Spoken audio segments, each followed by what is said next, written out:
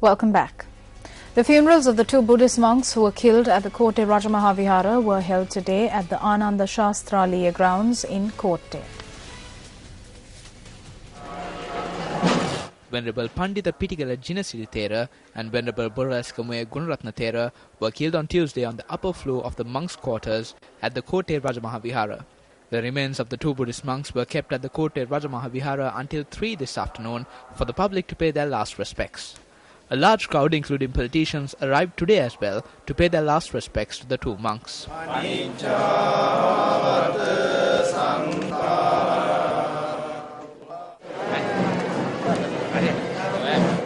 The cortege left the Kotte Rajamahavihara this evening for the Ananda Shastraliya grounds in Kotte.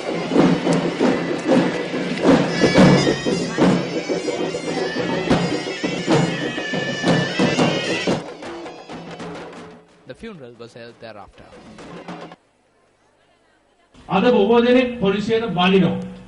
Many people blame the police today. They claim that everything occurs due to the faults of the police. But this clearly shows that if politicians do not interfere, the police have the strength and capability to solve these crimes. The police will be unable to carry out their duties if there are politicians behind certain crimes.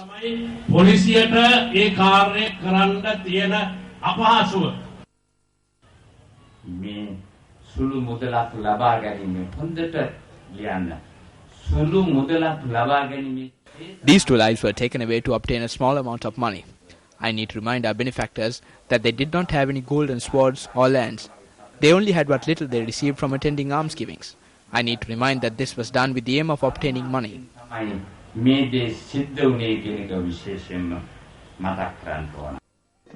The two suspects who were taken into custody in connection to the double killing were remanded after being produced before court.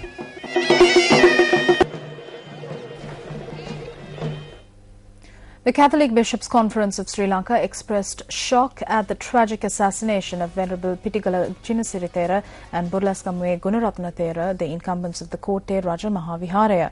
Issuing a communique, the Bishops of Sri Lanka expressed their deepest sympathies to the chief incumbent of the Rajamahavihara and the Sasana Sevaka Mandalaya.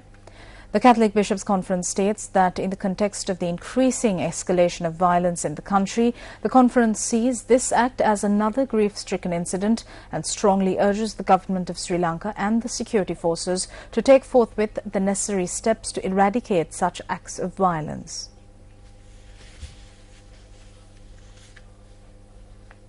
Time now for our special segment, Crime Watch. An 86-year-old woman was killed in the Meethanwala area in the Mavathagama police division in Kurunegala.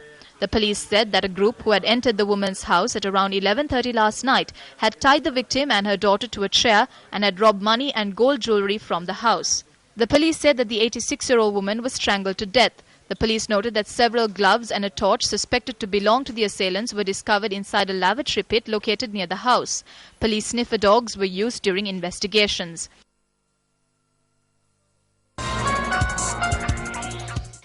Meanwhile, a 54-year-old resident of the Uduhorombo area in Ridigama was killed last night.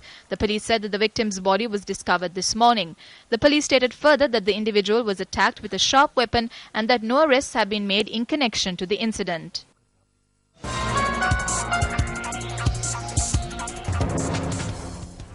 United National Party parliamentarian Karu Jayasuriya says that the main reason for the wave of crime in the country is the increase in the use of narcotics. The parliamentarian expressed this view at a function held in Navala yesterday. A function was held to mark the 45th birthday of the chief incumbent of the Vimala Viharaya in Navala, Venerable Baragama Vimala Dhamma Thera.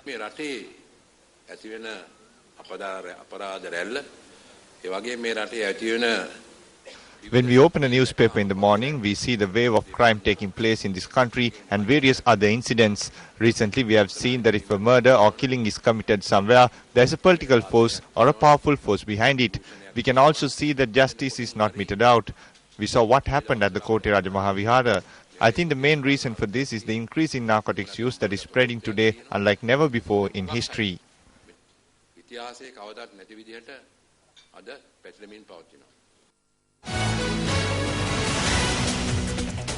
Minister of Public Coordination and Public Affairs Mervyn Silva says that as a minister, he not only represents Kelaniya but the entire Gampaha district.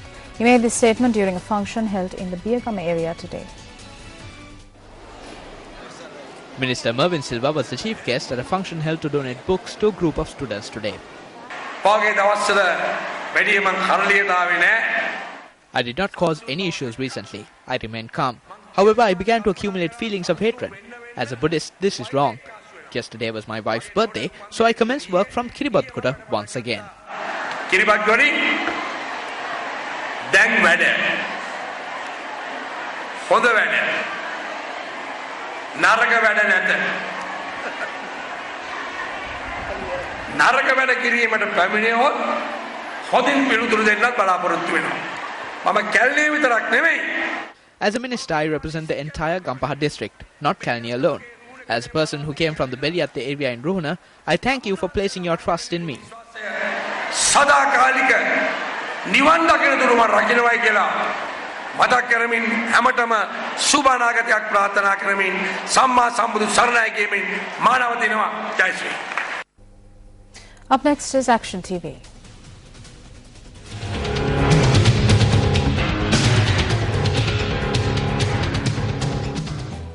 Farmers who bring their paddy to the Paddy Marketing Board warehouses in Ampara to be sold at the government certified price have had to spend sleepless nights within the warehouse precincts. The manner in which some farmers are putting their paddy to dry can be seen in certain warehouse areas. During the last paddy season, except the Mahavel zone, there were 58 warehouses covering 7 divisional secretariats in the Ampara district. This season, only 4 warehouses have been in operation. Instead of this arrangement, the mobile service established by the Paddy Marketing Board has caused confusion among the farmers. This is due to the reason that farmers have not been properly informed or made aware of the mobile service of purchasing paddy, and because the 4 warehouses that are in operation give greater priority to the paddy obtained through the mobile service. It has been almost a month since we have harvested. We have no money and no way of giving the paddy, so we are now here. If they empty some of the warehouses of the paddy collected from the mobile service, we will definitely be able to store our paddy. Out of the 58 warehouses that were used during last season, only 26 belong to the Paddy Marketing Board. All these warehouses, which were built under the Galloya development project in the 1950s, are still filled with paddy from the previous seasons. At a meeting held in Ampara on the 26th of December last year, the Paddy Marketing Board gave an assurance that these warehouses will be emptied. 15,000 metric tons of paddy converted to rice are sent to Somalia from Ampara district as a donation by the government under the World Food Programme within 1 month.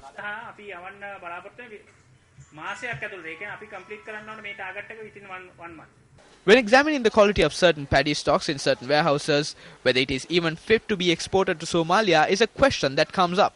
The 2 main reasons for Ampara to have such extensive stocks can be attributed to the end of the war and the government's fertilizer subsidy arrangement. Accordingly, taking this into consideration, the reason for the present shortage in stocks can be attributed to the fact that the Paddy Marketing Board and the Presidential Task Force for Food Security have not forecasted an estimate regarding the quantity. What is required is to begin a program to establish new warehouses as a long-term solution, and in the meantime to take proper and meaningful measures to establish an effective storage facility as a temporary solution before the problem worsens. Chairman of the Paddy Marketing Board, this is over to you.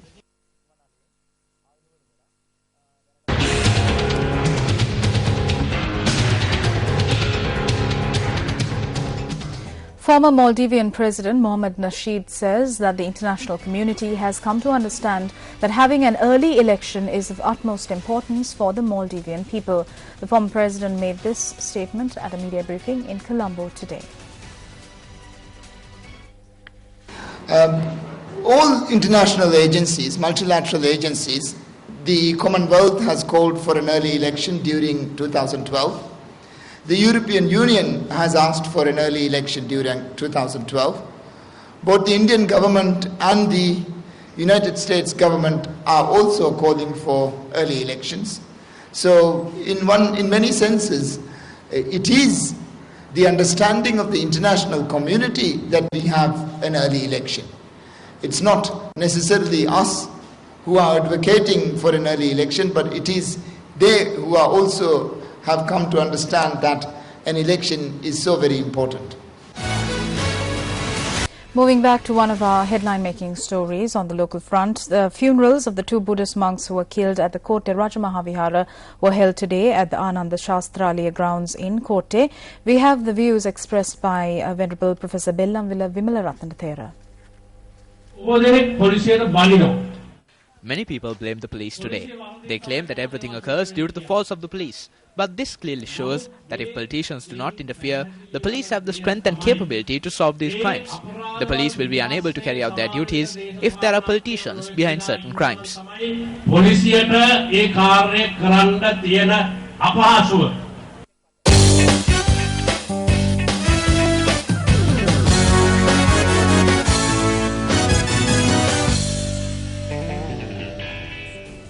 On to sports news now. The Chief Executive Officer of the International Cricket Council, Harun Logat, says that the ICC is looking to monitor the ticket sales for the 2020 World Cup to be held in Sri Lanka. He stated this at a media briefing held in Colombo today. The fourth 2020 World Cup is scheduled to be held in Sri Lanka this September. In a media briefing held in view of the event, a journalist questioned the CEO of the ICC, Harun Logat, about the streamlining of the ticket sales based on the problems encountered during the sale of tickets for the concluded ICC Cricket World Cup last year. The main point there is that we've centralized the management or control of tickets. There will be, I guess, as much as 80% available for the public. There is, of course, always a certain number of tickets that we have to reserve for our commercial partners. It goes online on Monday. It will be at various box offices available as well. I'm convinced that the tickets are accessible as well as affordable. You can get it for as little as 25 US cents equivalent. The idea is to monitor all of the tickets. You've got to understand that you're talking about thousands and in total hundreds of thousands of tickets. So yes, we are looking to monitor them. Well, Ireland thumped Namibia to a 9-1 victory to book their place in the ICC 2020 World Cup. After restricting Namibia to a modest 94 for 6, Ireland romped to victory in 10.1 overs with 9 wickets in hand. And finally, Yes Superstar Season 2, which revolutionized reality TV, has now reached a decisive stage with the top 3 finalists ready to battle it out for a place in the finals.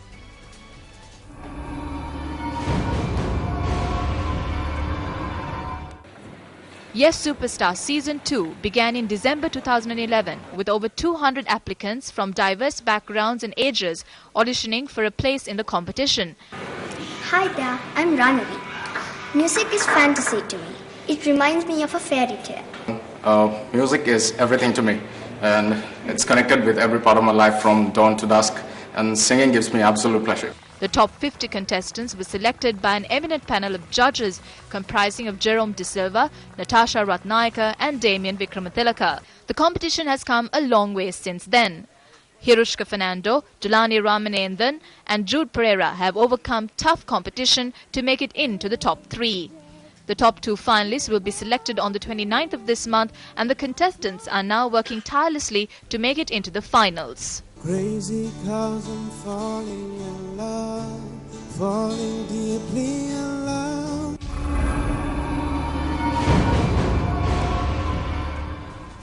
Well, you can of course catch all the action of Yes Superstar Season 2 live on Wednesday and Thursday at 8 p.m. on MTV Sports. On that note, we wrap up tonight's edition of Primetime Weekend. I'm Sonali Wanikapapake. Good night.